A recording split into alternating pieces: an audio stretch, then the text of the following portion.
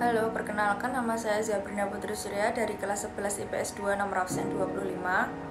Perkenalkan, nama saya Devon dari kelas 11 IPS 2, absen 19. Perkenalkan, saya Michael Ganungan Inditya dari kelas 11 IPS 2. Hari ini saya dan teman-teman akan menampilkan sebuah produk TikTok yang bertema situasi pandemi berimbas pada pembangunan infrastruktur.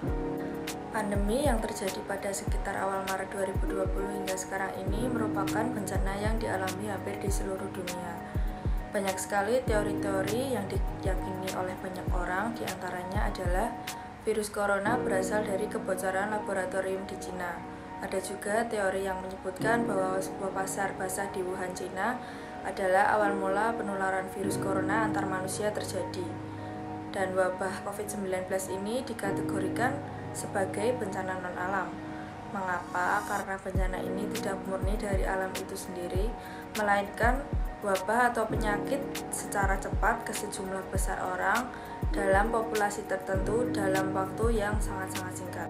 Wabah yang menyebar luas hampir di seluruh dunia ini disebut dengan pandemi. Supaya virus ini tidak semakin menyebar luas, pemerintah seringkali menetapkan PSBB, yaitu pembatasan sosial berskala besar, yaitu membatasi aktivitas masyarakat di luar rumah dengan menutup jalan-jalan umum, sekolah, mal, pasar, dan tempat umum lainnya. Tujuannya agar bermasyarakat tidak bergerombol dan berkontak langsung dengan orang yang mungkin terkena atau tergejala virus corona.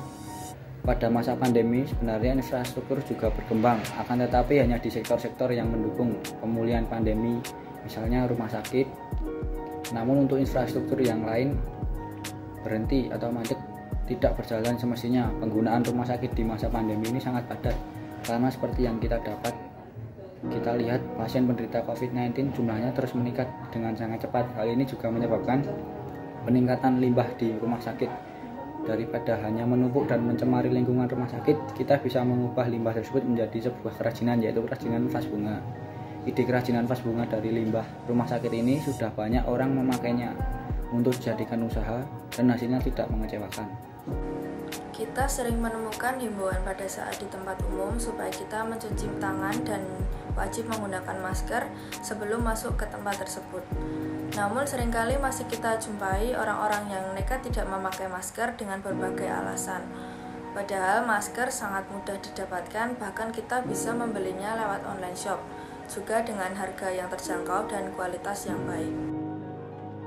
Mengapa kita wajib mencuci tangan sebelum masuk ke tempat umum?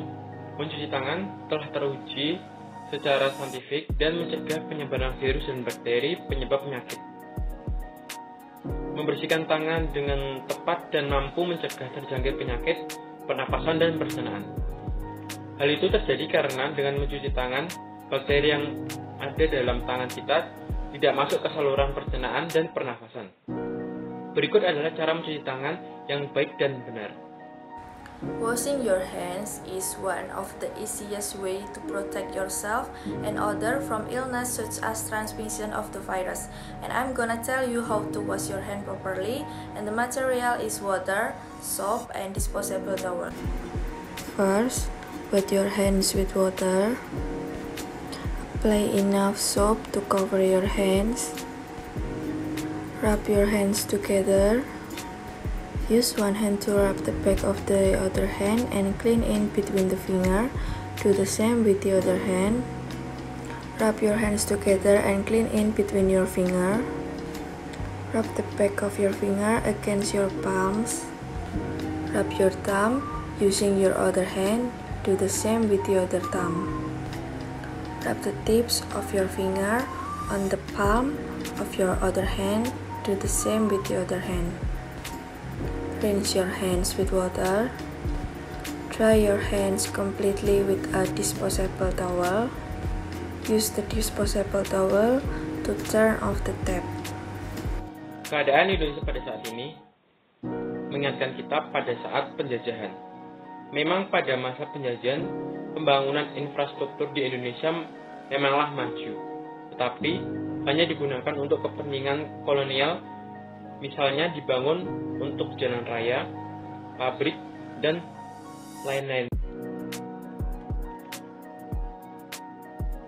Saya akan mencoba menganalisis sebuah toko yang bernama Vas Bunga Solo. sebuah toko vas bunga Solo bergerak dalam bidang pembuatan vas dari limbah rumah sakit. Hari ini, saya akan mencoba menghitung jumlah vas yang harus dijual supaya bisa mengimbangi biaya operasional yang telah tercatat sebanyak 40 juta. Sedangkan yang diketahui adalah total biaya tetap sebanyak 40 juta dan biaya variabel per unit adalah 20.000 dan harga jual per unit adalah 70.000.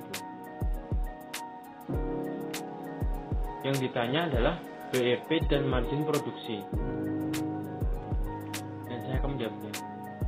BEP dalam unit sama dengan biaya tetap produksi dibagi margin kontribusi per unit sama dengan 40 juta dibagi harga jual per unit dikurangi biaya variabel per unit sama dengan 40 juta dibagi 70.000 dikurangi 20.000 sama dengan 40 juta dibagi 50.000 dan hasil akhirnya adalah 800.000.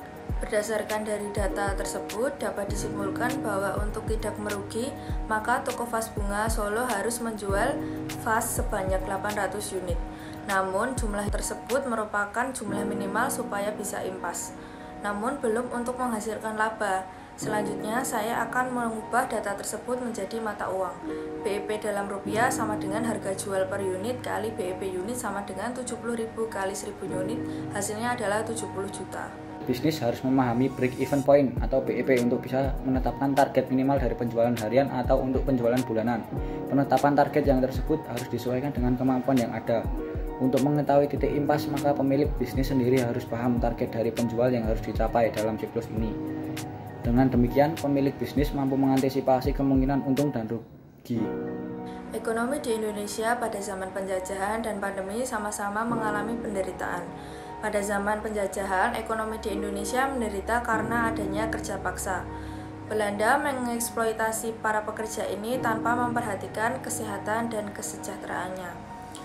Hal ini menunjukkan tidak adanya budaya kasih dan pelanggaran HAM. Yang ada hanyalah budaya kekerasan. Lantas, apa itu budaya kasih? Budaya kasih adalah kebiasaan menghargai martabat manusia, yaitu saling memperhatikan kesejahteraan bersama. Di masa pandemi ini sebenarnya kita juga kehilangan hak-hak karena terpaksa oleh keadaan.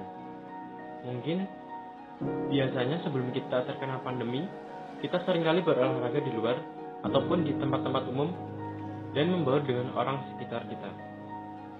Namun, pada saat pandemi ini, aktivitas di luar rumah tentunya sangat-sangat dibatasi. Hal tersebut tidak menghalangi kita dan tetap berolahraga walaupun hanya di rumah saja. Sebenarnya, apa sih itu sehat? Seseorang dikatakan sehat apabila dia mampu melakukan tugas dan kewajibannya tanpa dibebani kelelahan dan masih punya sisa tenaga untuk menjalankan kesenangan yang lainnya. Apabila kita sehat, tentunya diharapkan dapat memelihara dan meningkatkan kebugaran jasmani kita. Olahraga yang bisa kita lakukan di rumah yaitu dengan workout, dengan melihat YouTube atau sosmed lain. Workout bisa mengurangi stres dan juga meningkatkan daya tahan tubuh dan melancarkan peredaran darah, dan di masa pertumbuhan ini bisa membantu pertumbuhan secara optimal dan maksimal.